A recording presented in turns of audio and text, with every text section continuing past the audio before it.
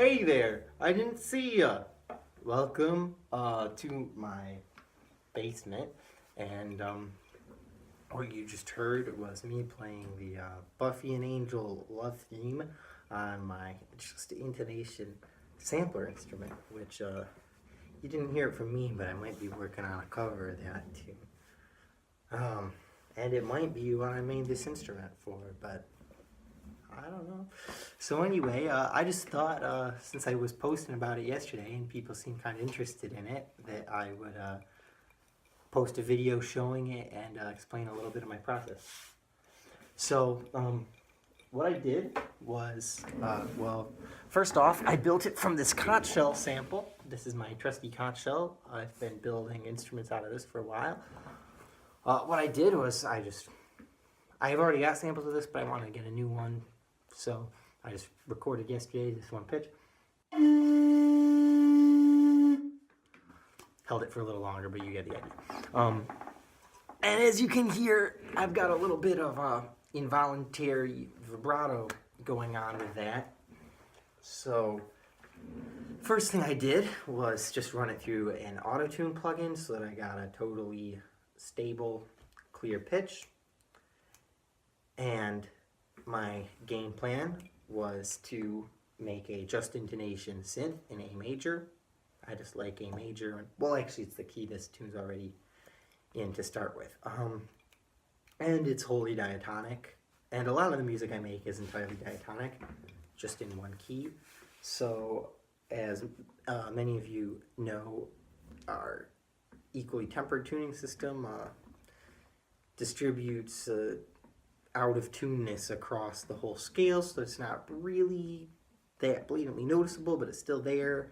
However, you get to use all 12 notes.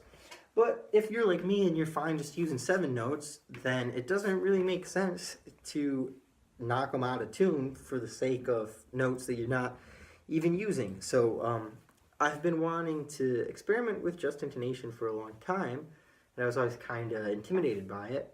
But recently I decided, yeah, what the heck, might as well give this a try. And I'm happy to report that it's not really as hard as I thought it would be. So I used a system called the Ptolemy's Intense Diatonic Scale. I just copied this chart off of Wikipedia that told me how much to detune each scale degree.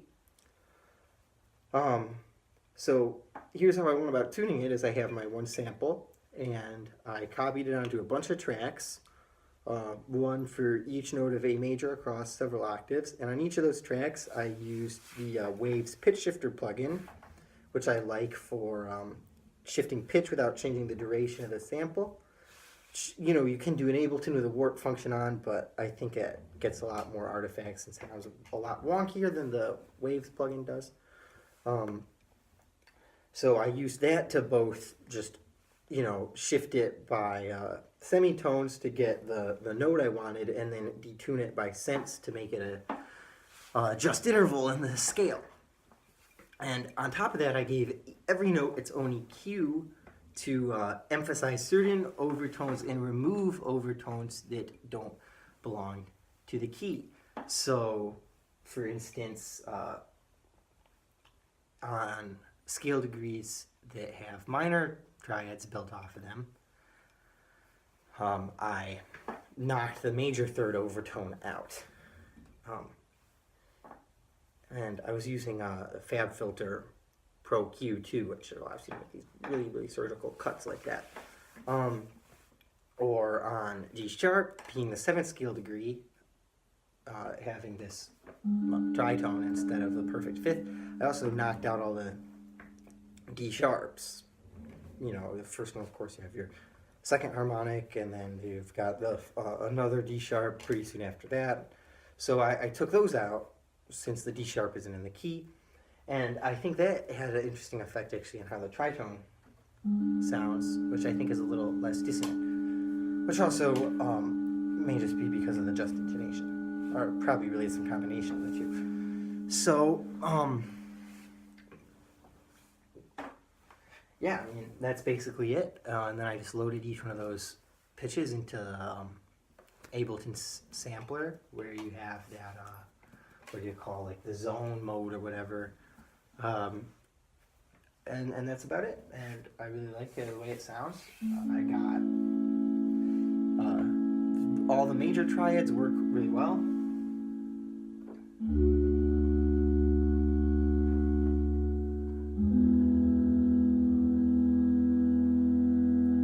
And you can use two minor chords.